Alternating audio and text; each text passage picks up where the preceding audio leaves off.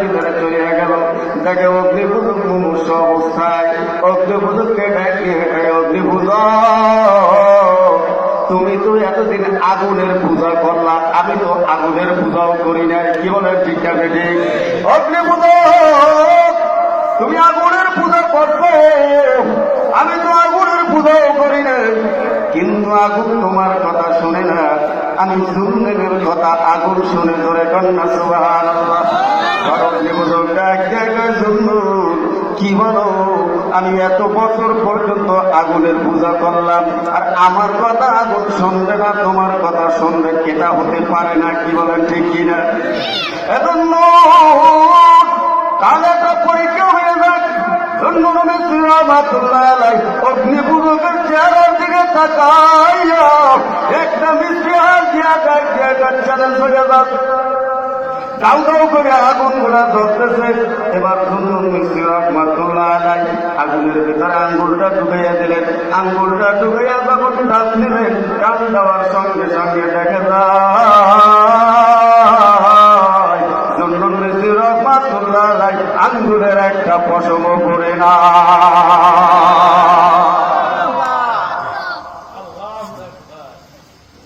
অগ্নিপূজক তাকে এড়েছে, অগ্নিপূজক থেকে জন্মর মধ্যে ক্ষিপ্ত হয়ে নাই, একটা পশম পড়ে নাই।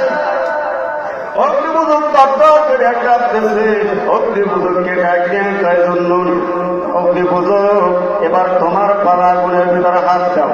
অগ্নিপূজক তত্তর করে একটা পেয়ারা ডাকিয়ে কয় হাসান জন্য, তোমার কাছে জানতে চাই, আমার তো বয়স 70-80 বছর হয়ে গেছে, এই 70-80 বছর বয়সে আমি যদি তওবা করি, আল্লাহ কি আমারে মাফ করবে রে?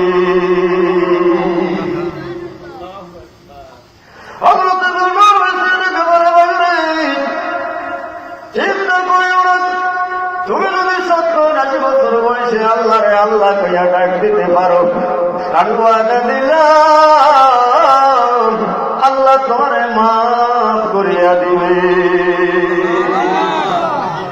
আপনার মানে কি? আটটু জোরে কর, আটটু জোরে কর।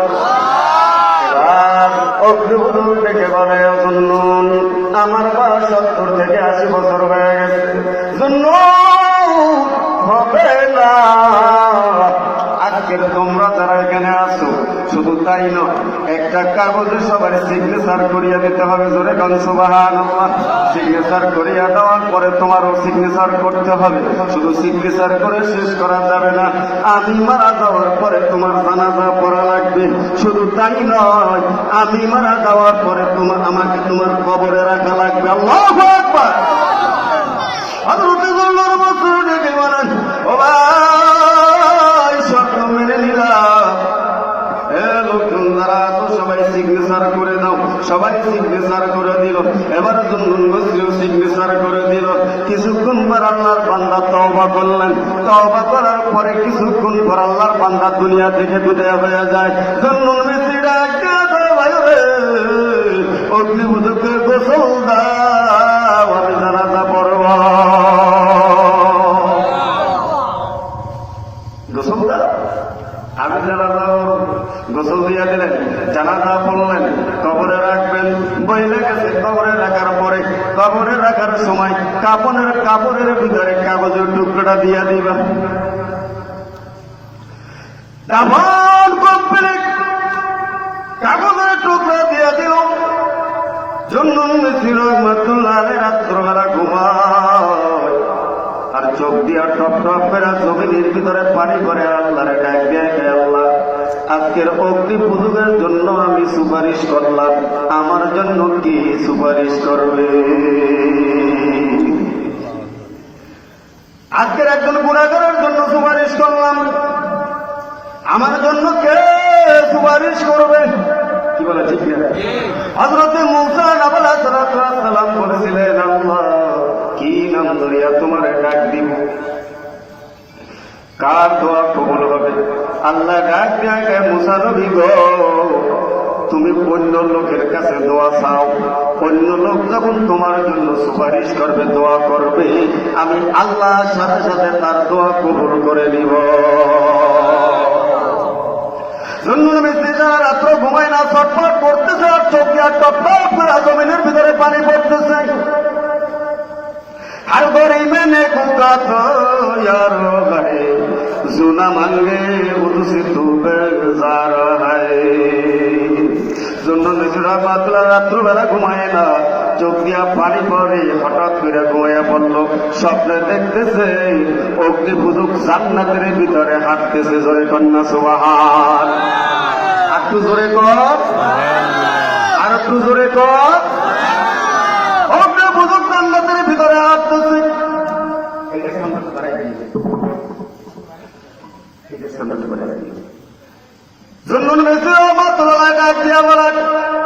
আল্লাহর বান্দা, মাওলা তোমার সঙ্গে কেমন আচরণ করছে?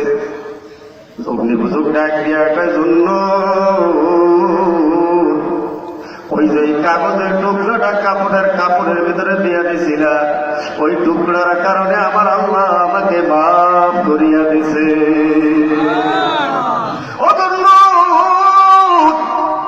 ওই কাগজের টুকরা আমার আর দরকার নাই, তোমার কাগজ তুমি নিয়ে যাও। ঘুম ভেঙে যায়।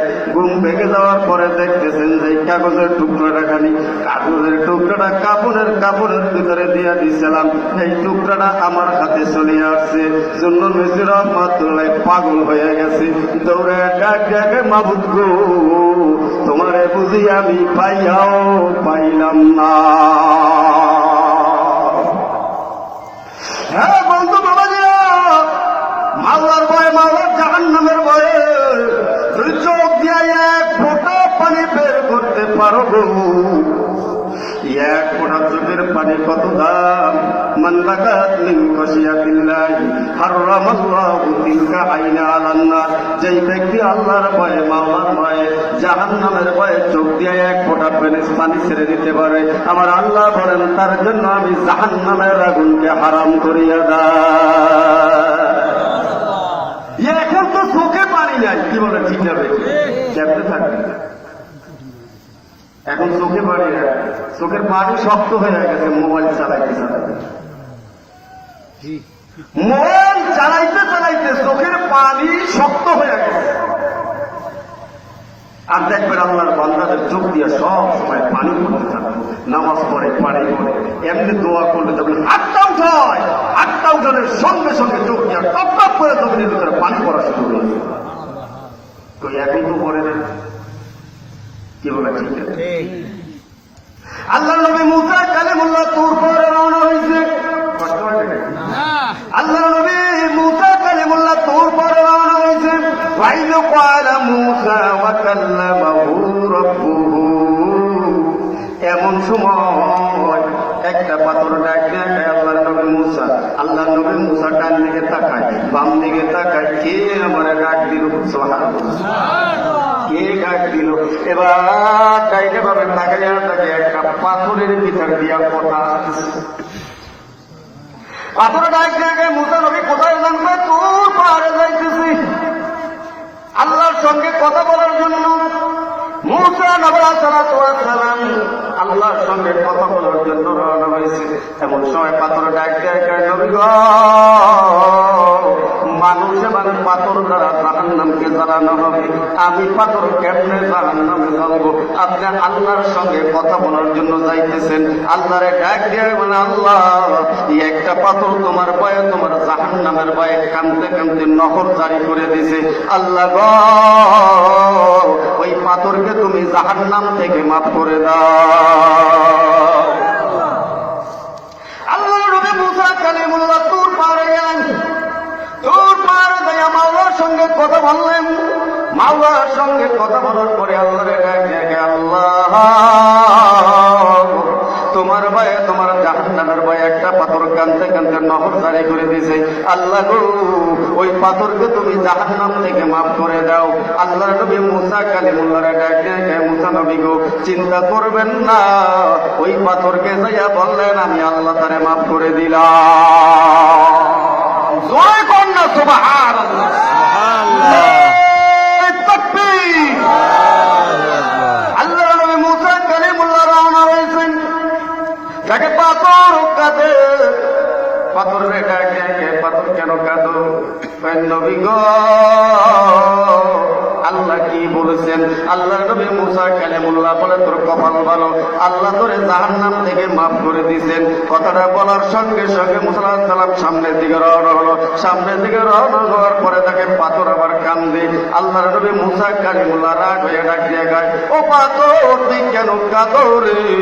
পাথর ডাক দিয়ে গায়, মুসা কালিমুল্লাহ, আজকের কান্দার কারণে আমি জাহান্নাম থেকে মাফ পাইলাম। আমি পাথর সিদ্ধান্ত নিলাম কিয়ামত পর্যন্ত এই কান্দন আর ছাড়ব না।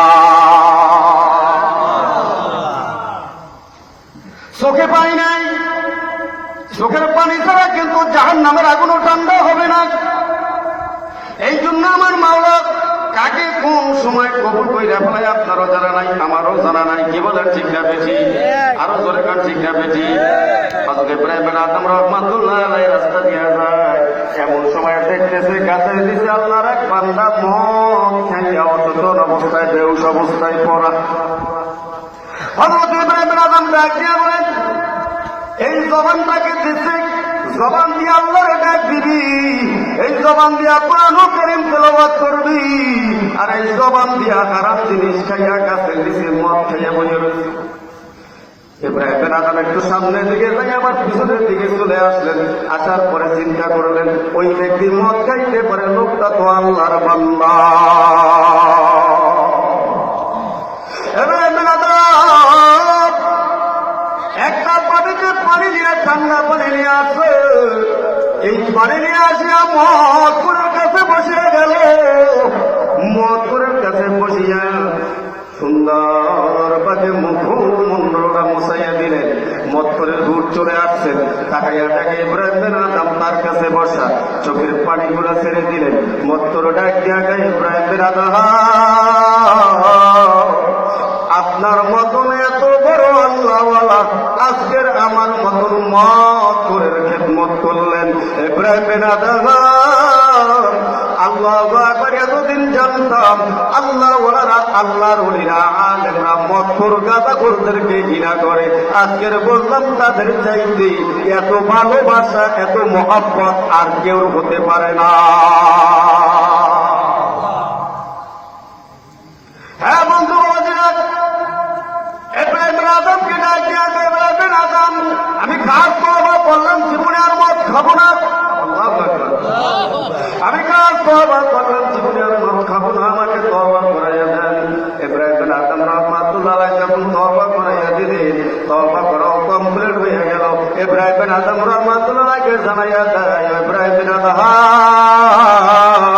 যেই ব্যক্তি কেবলমাত্র তওবা করলো, ওই ব্যক্তিকে আমি আল্লাহ ওলিদের উচ্চ মাকাম দান করলাম। ইব্রাহিম বিন আদম আশ্চর্য হয়ে গেলেন, লোকটা খালি তওবা করছে, আল্লাহর জবান দিয়ে ডাক দেয় না, নামাজ পড়ে না, কোরআন তেলাওয়াত করে না। হযরত ইব্রাহিম বিন আদম বলে, লোকটা মাওলা তোমার সিজদা দেয় নাই, কোরআন তেলাওয়াত করে না,